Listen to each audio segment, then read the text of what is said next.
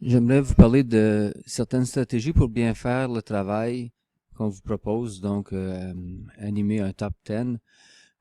J'aimerais parler de gestion d'images, j'aimerais parler de séquences, j'aimerais parler de partage de bibliothèques.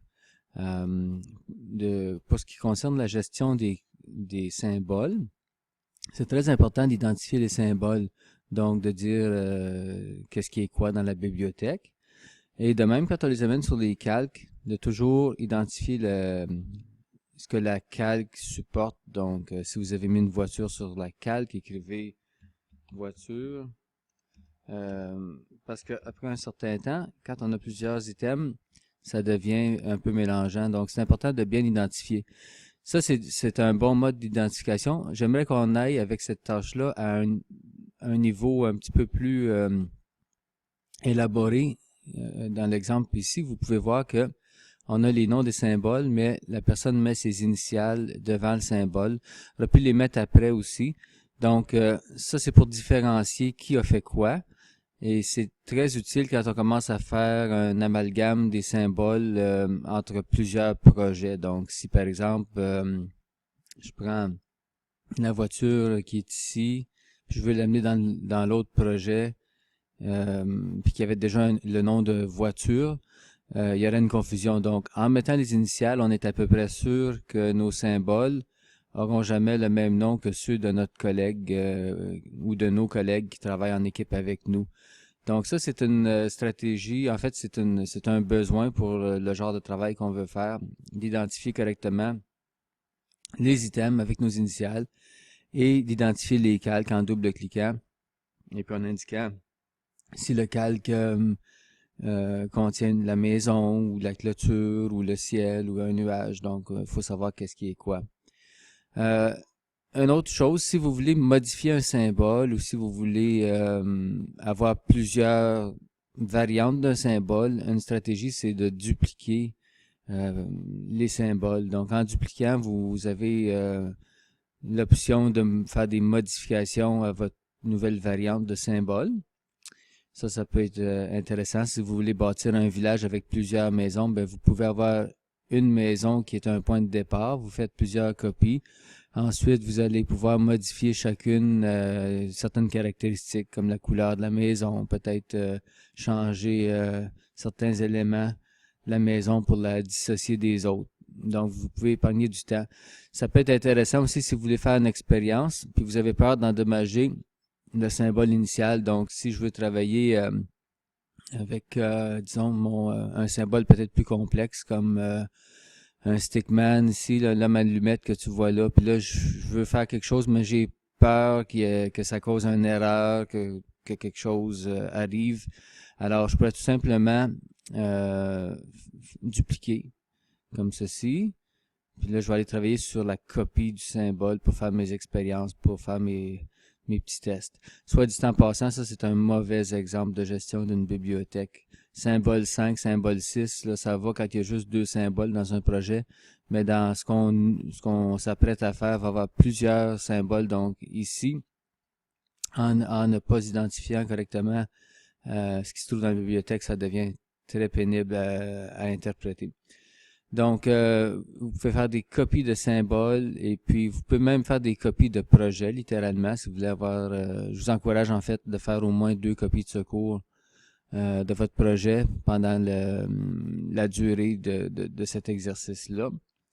Euh, une chose aussi, pour le partage des bibliothèques, ici j'ai trois projets d'ouvert. J'ai le projet d'Emily, le projet de Mélodie, puis un projet qui s'appelle Stickman. Si je veux incorporer tous les symboles dans le projet Stickman, ben, je peux naviguer à partir de la bibliothèque ici. Il y a une rubrique qui me permet de voir les autres projets. Donc, je peux aller chercher le contenu de Mélodie, donc sa voiture et tout ça. Je vais tout sélectionner d'un seul coup. Je vais faire CTRL copier. Je vais retourner dans mon projet qui s'appelle Stickman. Je vais faire coller. Et puis, ensuite de ça, je vais aller chercher le contenu de Emily. Donc, je vais tout copier à nouveau. Et puis, je vais aller coller ça dans Stickman. Je pense que j'ai fait une erreur. Je vais juste me reprendre une autre fois. Ou je vais l'essayer, coller. Oui, voilà. Donc, j'ai tout le contenu de mes collègues. Disons qu'on travaille en équipe. Donc, moi, je peux construire à partir de ces items-là. Une chose qui est faisable aussi, c'est de copier les séquences de travail de nos collègues. Disons que ici, je peux voir que Émilie a travaillé à construire une séquence où il va y avoir une maison. Moi, j'aimerais ça avoir cette séquence-là dans mon projet Stickman. Donc, je peux copier les images qui sont ici.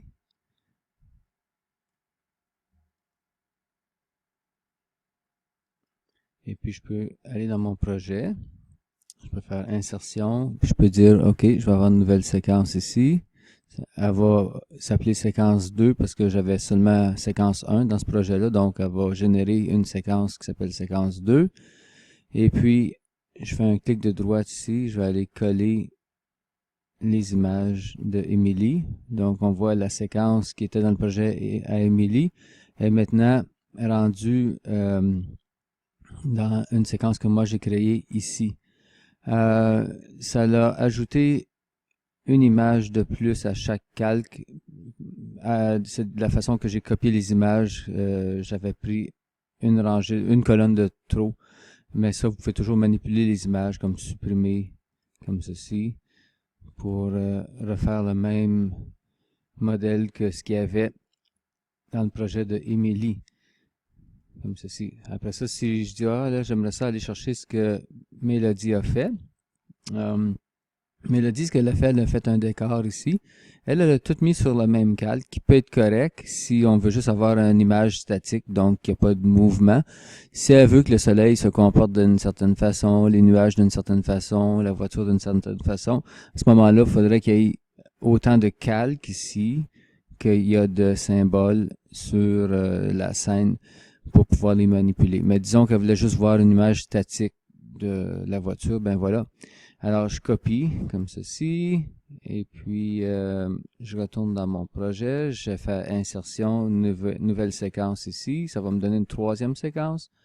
Je vais aller la coller, et puis voilà. Là, je peux naviguer entre mes trois séquences pour travailler sur quoi que ce soit.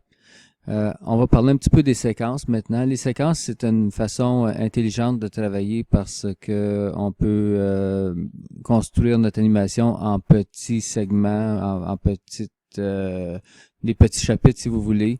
Et puis, on n'est pas obligé de commencer par le commencement de l'animation. On peut dire, OK, on va faire la séquence de la fin. On va faire la séquence de la femme qui a perdu son téléphone. On va faire la séquence du vilain méchant qui tombe en bas d'une maison. Alors, on peut les faire dans l'ordre qu'on veut, puis après ça, les replacer. Donc, si vous voulez manipuler vos séquences, vous vous en venez dans le menu Fenêtre. Vous allez à la rubrique Autres panneaux, puis vous en allez dans Séquences. Vous allez voir le contenu des séquences de votre projet. Là, ça peut devenir intéressant en ce sens qu'on peut même les nommer selon ce que ça représente. Donc, ici, c'est la séquence extérieure.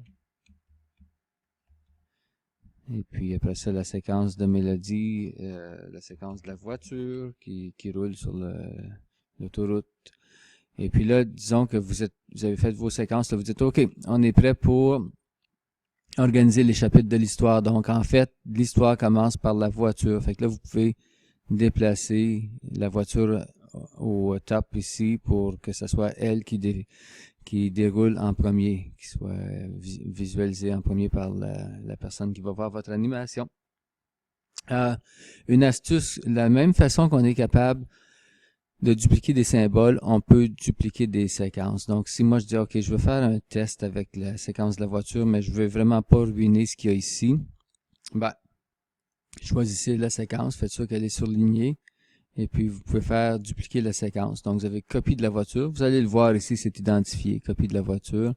Et puis là, ben, vous pouvez faire, dire, OK, j'aimerais ça, moi, faire un rapprochement de ces items-là. On va voir si ça fonctionne. Donc, vous faites un F6.